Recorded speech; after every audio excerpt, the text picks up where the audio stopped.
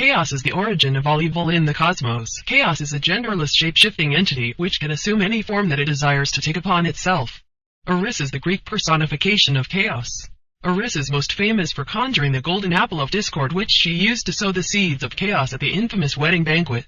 However, further research will make you realize that Eris is most certainly an alias of Zeus who assumed several bizarre forms to carry out mischief in the mortal realm. For starters, Pandora's box, much like the golden apple, was used to punish humanity. By unleashing chaos upon the world, Pandora opened a jar left in his care containing sickness, death and many other unspecified evils which were then released into the world. It's a common misconception that it was a box. According to the original myth, it was a large jar, the golden apple of discord. In Luke chapter 1 verse 35, the Holy Spirit came upon the Virgin Mary and she became pregnant with God's Son. Isaiah 47:3, Thy nakedness shall be uncovered, yea, thy shame shall be seen. I will take vengeance, and I will not meet thee as a man. Libre Lilith goes into detail about how Lilith seduces people. Lilith appears to be yet another alias for chaos, the primordial darkness. In this mythology, it says that Lilith can change her form at will. The many forms of Lilith used to seduce humanity. When she comes as the god Samael, he may appear as a serpent with the head of a lion. Oftentimes he can appear as a man with long golden hair wearing a crown made of reddish gold. Seeking to unleash chaos, she appears as a comely youth with soft white skin and long wavy golden hair. He speaks in a soft tone the words of love. He beguiles women with his beauty. Samael is the evil demiurge that rules this world. Sometimes Lilith appears as an animal to seduce humans. Lilith is said to have appeared as Lilith the lion, Lilith the serpent, Lilith the mermaid, Lilith the bird, and Lilith the lion. Lilith has many forms that she puts on according to her pleasure. The number of her transformations is too great for the pen to write down in a book. So bizarre are some of them that the mind cannot fathom them without falling to chaos. And just like Zeus, she locks souls up in the abyss, Gehenna, Hades, Tartarus, hell. The damned souls of her former lovers cry for mercy, and Lilith mocks their sorrow with cruel laughter. The God of the Bible also says he laughs at the people. Psalm 2.4 He that sits in the heavens shall laugh. The Lord shall have them in derision. Psalm 37.13 The Lord shall laugh at him, for he can see that his day is coming. Proverbs 1.26 I also will laugh at your calamity, I will mock when your fear cometh.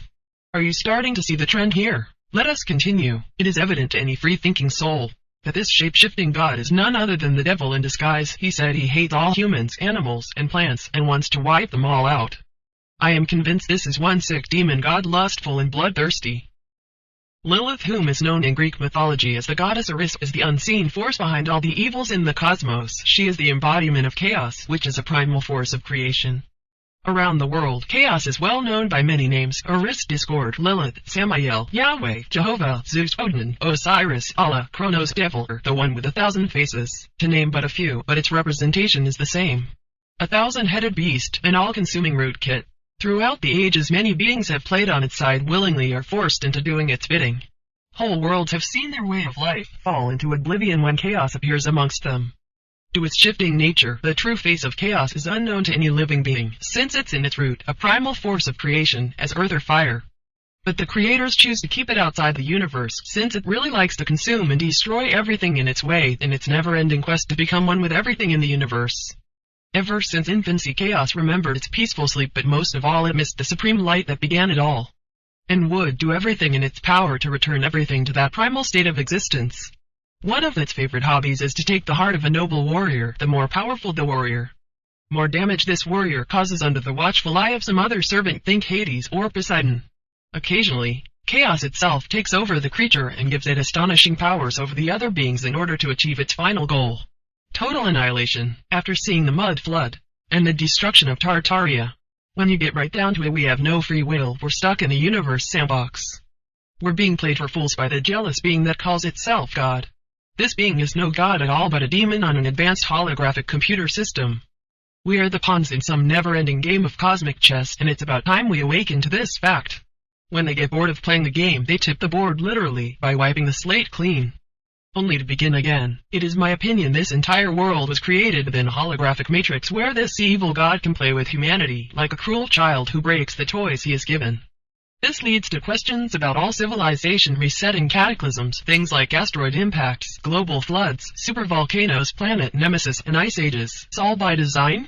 This God boasted in the Old Testament that it created the waster to destroy, and is there not evil and the Lord has not done it? This same God also sends forth lying spirits and deceptive dreams to fool humanity. On top of that, this entity can change appearance at will to deceive the world. Considering these facts, it's safe to assume that only a small handful of gods, under many different names, are dictating our destiny. Some people call them the lords of karma because they like to guilt people into re-entering the illusion. But before they pull the trick, they treat the newly departed soul with images of Jesus' family members or some other entity that tries to guide them into the light.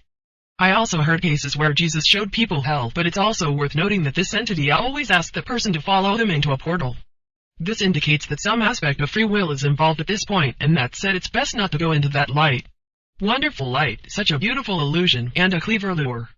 Remember that light you encounter under the ocean is the anglerfish. The light you see on the porch is a bug zapper. And that light you see at the end of a tunnel is a train coming. People are drawn to the light like a moth is to the flame. Light always brings danger. Fire is dangerous. Lightning is dangerous. Welder's flash is dangerous. Fireworks are dangerous. And looking at the sun is dangerous. Is it coincidence that all sources of light, whether natural or artificial, have some level of danger involved, hiding the truth in plain sight? Like they say, the devil has to tell you what he is going to do beforehand. Skeptical then to accept some fairy tale as absolute truth, and when some fairy meets you in the afterlife, you may want to reconsider following them down the garden path. Remember, if something sounds too good to be true, it probably is.